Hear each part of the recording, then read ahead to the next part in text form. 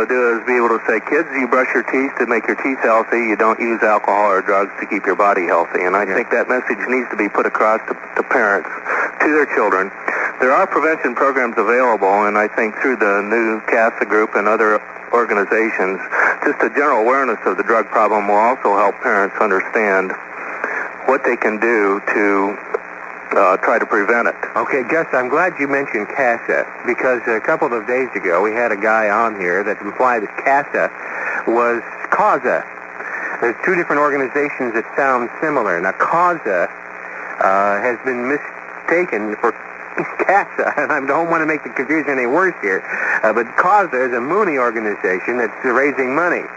CASA is the mayor's and you folks' local anti-drug task force. Right. So don't mistake the CASA folks with those airheads out in front of the grocery stores raising money and asking you to sign petitions. Yeah. It's totally different. Right. I'm sorry.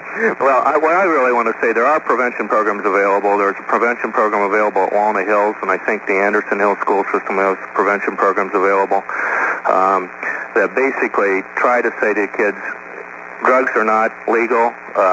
You can't use alcohol if you're 18, and you tell your kids not to brush your teeth regularly. You can equally instruct them positive and reinforce positive behavior that don't use alcohol. Mm-hmm. And I think all that prevents the onset of use to the point where they may have a stronger peer pressure relationship where they will not respond to their peers. And parents have to get control of their substance abuse too if they're going to help their kids. Absolutely.